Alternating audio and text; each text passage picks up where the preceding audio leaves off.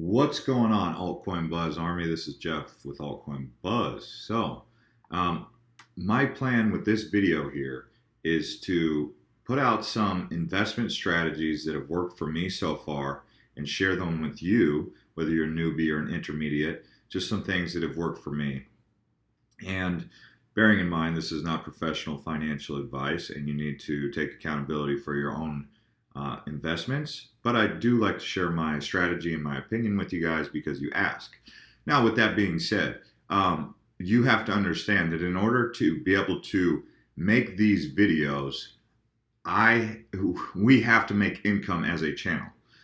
Just like CNBC, just like MTV, just like whoever your favorite TV show is, Casey Neistat, um, Gary Vee, just like you yourself, you have a day job. You have to earn money. So this channel, we run ads and sometimes we will do a sponsored video. And I'm putting that out there to let you guys know that if you get a sour attitude about the fact that we are also looking to run this as a business, you have to bear in mind that my goal is to be fully transparent with you, but you have to realize, yes, there is going to be video ads that are going to appear in the videos because we're looking to make some income also as we continue to give you these investment advice. Now, we're not going to ask you guys for donations. We're not going to ask you guys for any money, but those ads and stuff that you will see will be out there because that's how we as a community can afford to build the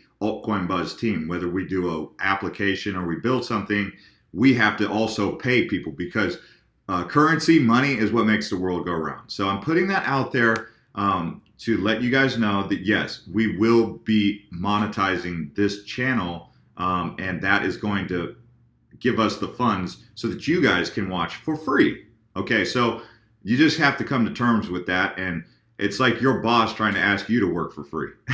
You have to say, like, you have to sit down and say, look, boss, I got to pay my rent. I got bills to pay. I need equipment. I got to pay my car insurance. So if you don't understand that, then maybe you're missing the whole point of finance, really. So, but at the same time, my main goal is to figure out a way to keep this channel growing and keep this community growing and funding it without asking you guys to pay us anything or do anything outside of what you want to do. I mean, if it means you have to watch an ad, then so be it, okay? If you watch a sponsored review, then so be it. But we will let you know when it's a sponsored review and when it is not, okay? Most of the videos that I personally do, I will put this out there, most of the stuff that I personally do will not be sponsored or anything. I am the one who is going to be giving it to you raw and real. If other people make a video, they will be making a video, but if I make a video that is sponsored, I will let you know straight off the bat. But for the most part, I plan to just be the one who you guys can really just come to with questions and concerns or whatever, and know that my role is to give it to you guys as raw and real. And that's not the people who are going to be doing the sponsored ads, that doesn't make them any less important. As a matter of fact, they might be just as important, okay? Because that's the one that's funding the growth. All right. So just putting that out there, right? Well, there will be ads on our videos, the ones that I do. But as far as sponsored reviews, I don't intend to do any of those. If I do, I will let you know. So let's get straight into this, okay? So some of the things that I've found to be useful. All right. So give you an example of the Verge situation. So we made a video about Verge when it was at, what was it? If we just look 1 month ago, we made a video when Verge was down here, right? Way down here, like below a penny, right? Yeah, I want to say like right here. All right, so I held it, but I noticed that it started to take off. Now, we didn't pump the video. I mean, there was a McAfee tweet, there was a bunch of different news. There was already a big community behind Verge. People got excited about Wraith Protocol. We were just a microcosm in the whole thing. I mean, XVG Whale, he can take all the credit for all I'm concerned. I don't even want the credit for pumping anything because then I got to deal with all the pump critics. But the point is that typically I take out a position. I'm prepared to wait 6 months to a year to even up to 3 years if I really, really, really, really, really need to. Okay. But um, being that I also realize that things can grow really fast in cryptocurrency, I'm also ready to take profit at a certain point. Now, don't get me wrong. When Verge went to 7 cents, I thought about selling. Okay. When Verge went to 15 cents, I thought about selling, but I did not. And then when it went to 27 cents or 28 cents, I thought about selling, but I did not. But then when it pulled back and I started to see some things, I was like, would I actually consider selling, parting ways with Verge? And when it went up to 19 cents, I decided to part ways with it. And my $200 Verge investment turned into a lot more than that, right? So, with that being said, I sold half of it at first, and then I waited another day and I said, you know what, I'll just sell the rest. And I cut ties with Verge. And what I was thinking in my mind was, well, where's the next big Verge gains? And I realized that Verge could go to $1.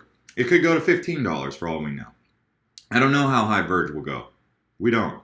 And I'm not going to say that it can go either which way, but I decided that 19 times gains was good enough for me and that I would put it into a new cryptocurrency. So notice I did two things in that. And this is just what I did. You don't have to always do it like that. I sold half of my position. And then 2 days later, I decided to part ways with my second part of that position. And what I ended up doing was putting it into brand new altcoins, brand new cryptocurrencies that I think will also have that kind of 5 to 10 times gains. But I didn't just put it into one of them, although I could have. I forked those gains into new potential gainers, right? So you'll notice that I'm because I diversified into 4 different new positions with those gains that I got. Okay. And I know you guys are asking about taxes, and I don't still have the full answer on that. As a matter of fact, the United States government just recently passed a tax bill that is going to include trading in 2018. So I have to confront that just as you guys will. It's not that I'm saying, oh yeah, the tax man's great. No, I'm not saying that. Obviously, who wants to pay a lot in taxes? But hey, I can't get away from it. And if I want to, keep doing business legally, I'm going to have to pay the piper, as they would say, right? But doesn't mean that I love to pay taxes. Just means that I got to figure out a way that I'm going to do it, and I'm going to do it in compliance with what the laws of the land say, right? But yes, in making these trades, I am acquiring more and more trading power, right? Now, with that being said, going into some of these coins, some of them could in turn have 19 to 20 times gains or more. So that fork could grow even more exponentially. So it's like a snowball, right? The snowball is going down the hill and it just keeps building more and more snow and just keeps getting bigger and bigger and bigger, and then it becomes an avalanche. Okay? So that's the whole thing. And eventually that nice little layer of snow just sits there and provides a nice cushion for you, right? Now, what I mean by that, putting it into new coins that have high potential, and I've gone over this several times in the previous videos, but because I haven't fully gone over it with you guys, some of you new guys who might be watching this, if you go here to recently added, I can get an idea of where some of these new coins are, okay? And why I'm doing it like this now, okay, is because if I go to historical snapshots, I can see that some of these other coins were once little babies like these that ended up growing. So I'm looking for the next big oak trees. And some of the things that stand out to me are the volumes of cash. So if I see something like $24 million, that stands out to me, even 61 million, right? I'm into U-Trust right now. It's still a low volume. It's only got a market cap below 100 million. That's not a lot. But something like this, I might say, well, it doesn't appear to be doing too successful, but I might still consider getting into that position if the tech is good. And in order to get into the tech and know if it's good, I'd have to go to their website and I'd have to pull it up. And if it moves very fast, it's interesting. And if I come here and I see, by the way, this is the first time I'm on this currency, and it already kind of caught my attention because the website moves lightning quick. And it says a decentralized open source community driven digital currency focusing on e-commerce utility. Interesting. So see, like this Strake, it just hit the market. It's going under the radar, like it's not doing anything. It's got a low total supply, low max supply, where can I even get it? Coin markets and stocks.exchange. So it appears these are some of the more popular new exchanges. So maybe it's worth it to have an account on some of these smaller exchanges. I don't know about these exchanges. I'm not an advocate for them, but being that they typically are the ones where these new coins get accepted, then maybe having an account on them is worth it, especially if we're trying to adopt this philosophy, this technique that we're applying. So, I don't know enough about it. It's got atomic swap, it's got privacy, it's got self-funded. So it's got basically, so here's another thing to keep in mind, guys. Bitcoin, right? Bitcoin's biggest knock on it is that it's an outdated tech. So a lot of these cryptocurrencies that came out last year, they're now outdated to the new Lamborghini. It's like, these are the 2018 versions of the Lambo, right? The 2017 is now old news. So these guys would take, let's just say they did something like, I don't know, this is an e-commerce, so it's not necessarily like Verge. But let's say Verge is like the 2017 version, and now there's the next best thing of privacy coins, but it also comes with e-commerce utility, and so it's like a hybrid, right? So now you're even getting the big picture of why this could be even more interesting. And so, like, Bitcoin was the first one, but now it's like it's high cost in mining, high cost, and it takes a long time to transfer. It's high network fees because it's expensive, and it's kind of outdated tech, right? So with these new coins, they've learned from the old ones, and they've brought out the new version, right? That's another reason why I'm very excited for these new recently added coins. All right, so here's another thing that I'm going to point out. So buy low, sell high. That's always our core mentality. That's like our core mantra. What I mean by that is when something is on a dip or on a low, we might buy it. Like Bitcoin Gold, for example. Now, Bitcoin Gold is a fork of Bitcoin, but it's on a dip. So we'd buy it low. We wouldn't buy it on an all-time high. We'd buy it low. So right now, when people are like not really too stoked on Bitcoin Gold, maybe it's a good time to consider taking out a position on Bitcoin Gold if you like the tech, if you believe in the team, and if you believe in the project. When it's down like this, that's when you want to get in, because when it's patient like that, like look at Ripple, right? So no one was too excited about Ripple when it was down at these prices. Everybody was down on Ripple. They're like, "Well, this is the most boring coin to ever own." But then all of a sudden they ended up biting their tongue, because they're like, I sold my Ripple at 25 cents because I was bored with it and I wanted to put it into something. They might have even taken a loss because they weren't patient. And then now all of a sudden it's sitting up here at what, 222. So yeah, you have to be willing to be patient when you buy at the low. So when you're buying on a low, when it's in the red, you have to be patient, and you got to be willing to put in, say, look, you're willing to wait a year, you're willing to wait 6 months, but you're hoping that it'll happen a lot faster so that you can take your profits and fork it into something new, right? That's another thing. You don't actually lose or gain in a transaction unless unless you sell, right? So if you sell low, that's when you take a loss. But if your position goes lower than what you bought it at, yeah, you're upside down at that moment, but you don't actually lose on that until you say trade or you sell it, right? So same thing with the adverse. If it's really high and you sell high, that's when you actually get the gains. Like I got 19 times gains out of Verge because I sold it when it was at 19 times gains. Like if it went up to 27 cents, I didn't get it even though I was excited to see it go to 27 cents, I didn't actually get any of the benefits of it going to 27 cents because I didn't sell then, right? But it's when you sell and when you get your loss or your gains. And I always recommend in a bull market that you should be willing to be patient for it to come back out of the red and go back into the green so that you can take your profits. Okay, so that goes back to why we don't buy at all-time highs. Like right now is not the best time to get into Ripple, even though people are FOMOing into Ripple. And we'll see that with Litecoin recently. So Litecoin, it had this massive run, and people, when they saw it go up to 366, they were like, "Oh my gosh, I got to get into Litecoin. I got to get in there." And then Litecoin peels back. Here's Steve again.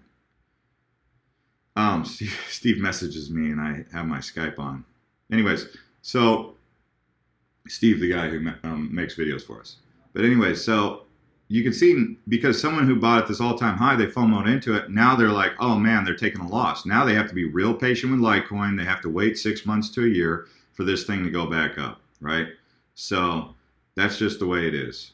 Anyways, the next thing that we're going to look at is, well, we already talked about buying the dip. So if you're looking to get into Litecoin, now might be a good time because it's on a dip. But we don't know how low this dip is going to go because we have to read the charts to see if it's starting to go up. It looks like it might be starting to recover and finding resistance here around this range, but we'll see. We'll see. We don't know for a fact.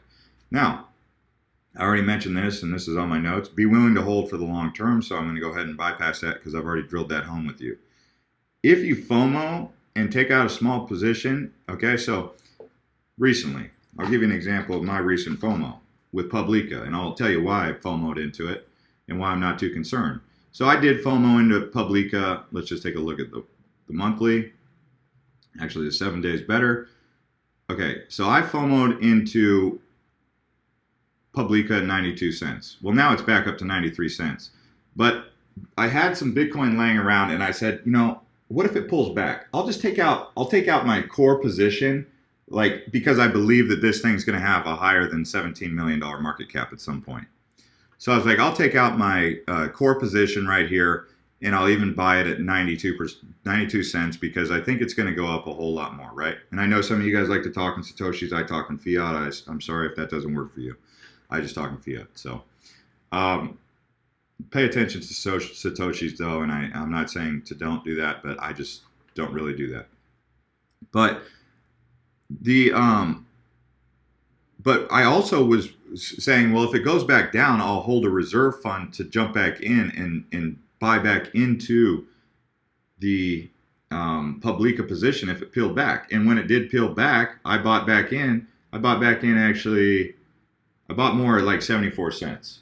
Now it went all the way down to here, and I had already used up all my reserve. But you see how taking out my core position and not just throwing all of it in there on a FOMO action, I was like, well, it's kind of sitting at an all-time high at this point. I knew it was sitting at an all-time high, and I was FOMOing in because I knew that there was a lot of room to grow. A cryptocurrency like this is going to have a $100 million market cap, in my opinion. It's not professional financial advice, but due to the fact that I looked at the tech and I looked at what it was up to, I found it reasonable to suggest that it would be at that price, being that it's a brand new cryptocurrency. So I took out my core position. But because I'm exercising on the side of caution, I'm also not necessarily putting all my money in at an all-time high, but I'm willing to be patient for a couple days and see if it peels back, because more than likely, after it reaches an all-time high, it'll go back down to a dip, which created a buying opportunity to put the majority of my funds that I wanted to invest in 93 cents in here. So now I've got two positions. I invested the one at 92. I got 500 of these at 92. Or did I get 500? No. That would make it $500. I don't know how much I put in, but I'm basically giving you fictitious numbers, but you get the idea here. Some amount there I invested, okay, at 92 cents, but it wasn't my full thing. It was half of it, or less than half of it, 50% of it. And then when it pulled back down here, I put more in right around here. 74 cents, right? So now I'm up on this position overall because I was just willing to be patient and not put all my money in at one time. So that's why I say reserve some if it pulls back, realizing that usually when it hits an all-time high, it'll pull back if you're FOMOing into it. Whereas with Ripple and Litecoin, we saw I think Litecoin went on a 6-day run. I think Ripple went on a 3-day run, 3 or 4-day run, and it's still probably not even done. Ripple isn't, but we'll see. But I'm not FOMOing into Ripple right now at all. If I wanted to get into Ripple, I should have already done it. So I'm looking for the next coin that's going to run like Ripple. And that could be Cardano. But Cardano's it's definitely at an all-time high, but it's approaching a too high point. So I would say that if you wanted to get into Cardano at this point, you should wait until it finds more resistance, because let's just look at Cardano, for example. Because they got big news coming out, but they're still sitting here at the all-time high range. Now, last time I bought into Cardano at 2 cents, I sold at 10 cents, which was not, I took my 5 times gains, and then it shot back up, and I was like, bummerville. It went up to like 50 cents, and I was like, man, I should have just held. And then when it peeled back then to 38 cents, I was like, okay, I'm going to buy back in on the dip. And then now it's up again. So I bought in at like 37 cents and now it's sitting at 71 cents. So I'm back to 2 times gains with Cardano. And I'm cool with that. And I'm now going to actually be really patient with Cardano probably and wait it out to see what 2018 brings. And I wouldn't be surprised if this catches up to some of these other cryptocurrencies. Now, with that being said, here's a very valuable tool that I've discovered that I think would be of use to you guys if you're looking at a platform like Cardano. So Ethereum's like an iOS or an Android, right? So these application developer platforms like Ethereum, NXT, Omni, Neo, Counterparty, Neo, you're seeing that Ethereum mostly dominates this. But as time goes by, if you check this, you'll start to discover that there's starting to be more cryptocurrencies built on these application developer platforms. Right now, we don't see anything for Cardano. But once we start seeing a whole bunch of tokens being built on the Cardano blockchain, that's when Cardano is going to really start making its move. Although I would say that it's probably premature to see that Cardano is at such a high market cap based on pure speculation. There's nothing other than speculation to drive Cardano's price. It doesn't have any tokens built on it right now. It's just got a great tech and a bullish technology with a bullish team that people are basically saying, oh, Ethereum's the next, or Cardano's the next Ethereum, or an Ethereum killer, right? So we don't see any ADA coins here, but we do see Neo starting to get in there. We see some Qtum. So right now, it's mostly dominated by Ethereum. Could Ethereum lose its appeal? Sure, that's possible. Waves is starting to get in there. NXT again. And there's a long list here, but I strongly recommend you take a look at that. Now, if you don't know the difference between a token and a coin, like coins are basically, see, Ethereum's a coin. So it's not a token. Anything built on an application developer platform is an actual token. Anything that's not a developer or that's not a token, like something like an ERC20 token, for example, is built on the Ethereum blockchain. But these are coins. So let's see, Verge is a coin, meaning that it's its own currency. Lisk is another developer coin that could have tokens built on there, but no, right now there's no Lisk tokens. I hope that kind of makes sense. I know it's kind of confusing, but you can get a look at, like, Electroneum's a coin. It's not a token. It's not built on Ethereum or anything. So if you just wanted to know the difference between those, you can go on CoinMarketCap. Right under here where it says market cap, you can look all coins and tokens, right? And I'm just putting that out there is the more you know kind of thing, right? Now, the next thing I'm going to recommend is try some ICOs, okay? Now, usually the indication of a strong ICO, more likely than not, is if it's close to selling out. So for me, the ICOs that I participated in that were close to selling out or that did actually sell out typically end up legitimizing it because that means there's more market capital coming in. Sure, you can find those awesome projects that just don't put any money into marketing that end up becoming phenomenal projects, and there are those that exist in the ICO space. But like Wax, for example, Wax is an ICO that I participated in, and it knocked it out of the park. It sold out, I want to say. So because of that, we'll see where that goes, but that usually is an indication that it's going to go up even more. Like Power Ledger, for example, when Power Ledger first hit the market, it was at 4 cents. I participated in that ICO and it went all the way up to $1. So if I had just caught on to Power Ledger after it had hit the market, it might have sold for 50 cents or, and I would have never been able to get it at below 4 cents. And I want to say I even got it at a better rate than 4 cents because I participated in the ICO. So you can see if it's a great project and it's got a lot of room to grow, participating in ICO can be very positive for you with your gains. Okay.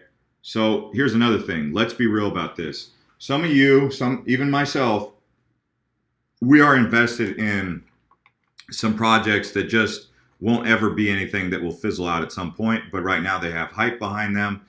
And even though we don't technically want to do this by our core values, sometimes we still do this. So my advice to you is, if you do get into a project that's just that's not run very good, take your gains and get it into something like Bitcoin or IOTA or Cardano after you've taken your gains. So if you get 10 times gains out of a junk coin, take your 10 times gains and put it into something that's more sustainable long term, because the sustainable projects will be around a lot longer than these fly-by-night coins that are kind of like, in a way, quote unquote, pump and dumps. Okay, so that's, and I'm not going to name names about what are junk coins and what aren't, but you get the idea. The coins that, you know, really don't have strong projects, don't have any reason to believe that they're going to be around for a long time, but they get a lot of hype and they pump high. Take your profits on those and move on, fork it into something more sustainable. But because you've got into that pump coin, you can get more buying power with your favorite long-term hold, right? So with all that, I mean, like I said, check the recently added, try to participate in some ICOs, get onto Twitter. I do recommend that you get onto Twitter if you're not already onto Twitter. I mean, you can follow the likes of Ripple on Twitter and stay up to date with them. Look at this. Twitter is just an outstanding platform to stay up to date with all these cryptocurrencies. You can even follow the CEO of Twitter. As a matter of fact, I will too, just to see what or the CEO of Ripple, I should say. Now, you can also follow us. We try to do our best to keep you guys up to date on Twitter. I know I mention it in about every video, because our goal using Twitter is to refine everything that this community talks about. So that's Altcoin Buzz IO. All right. So anyways, guys, if you're new to this channel, you can subscribe. And if you've been subscribed, you can click that bell button and get notified when we drop videos just like this. We'll see you guys next time.